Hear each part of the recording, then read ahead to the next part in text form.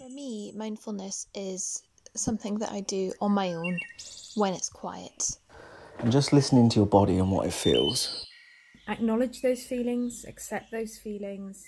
With mainstream popularity of mindfulness kicking off back in 2006-2007, interest in this approach to mental health has been growing year upon year. The word mindfulness means many different things to many of us, but what actually is it? In early 2020, our lives and the world changed significantly. Coronavirus, or COVID-19 as it's also known, became the first worldwide pandemic of its kind. This meant that many of us, millions of us in fact, suddenly found ourselves sat at home, out of routine, and mentally dealing with a worldwide pandemic. This has found many of us, including myself, turning to mindful activities as a way to cope with this new, strange way of life.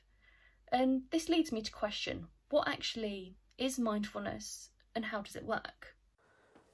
Mindfulness for me is taking a couple of minutes out of your day, just for you, taking time to reflect on yourself as a person. So first things first, what is it?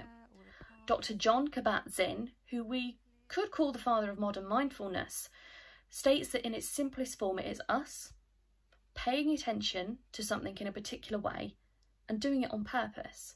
So this is more than just paying attention when you're cutting something up so you don't cut your finger, or making sure you don't burn your head when straightening your hair. This is being mindful and purposely paying that deep level of attention to what you're doing. So the foundations of this idea of mindfulness and deep attention actually links back to Buddhist teachings of simple, bare awareness of moment to moment and us experiencing that. Dr. Kabat-Zinn, who I mentioned a little earlier, kick-started this mindfulness approach back in the late 1970s by teaching a mindfulness-based stress reduction course to patients at the University of Massachusetts. And this actually laid the foundation of the mindfulness we tend to think about today in 2020.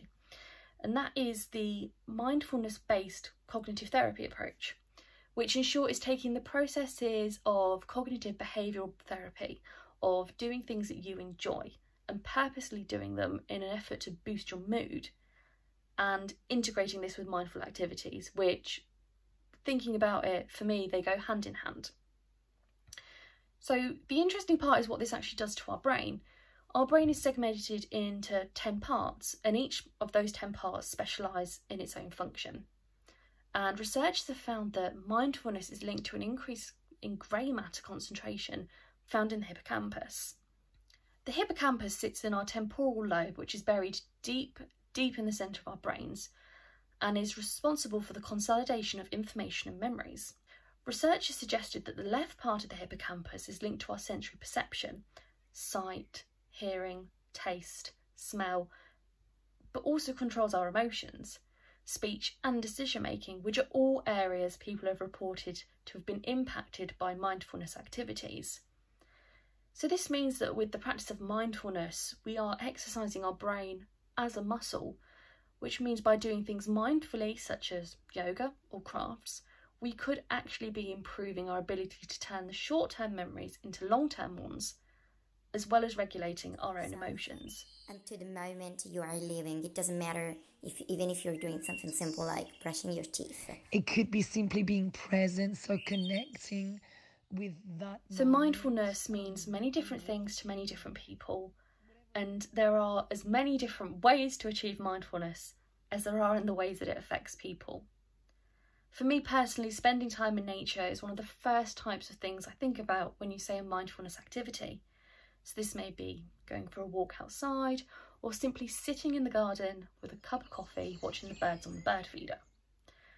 And researchers actually found that spending time in nature boosts positive emotion levels in our brain and triggers emotions such as enjoyment and wonder. Andrew Howell, Professor of Psychology at McEwan University, states that mindfulness with nature provides a feeling of connectedness and gives us a sense of meaningful involvement in something larger than ourselves. So taking those few moments to stop and admire nature is actually a really positive thing for your mental health. It brings us back in touch with the natural world around us, but also gives us the opportunity to practice being present in the moment. How I feel in a particular moment, good or bad, that helps me I have to admit, my favourite type of mindfulness is through crafts. May it be knitting, crochet, embroidery, colouring, you name it, the list goes on. And Dr. Herbert Benson back in 1974 suggested that actually doing crafts has the same psychological effects as yoga, and that's called the relaxation response. The relaxation response is your own personal ability to encourage your body to release chemicals that relax your muscles, encourage your organs to slow down, and in turn increases blood flow to the brain.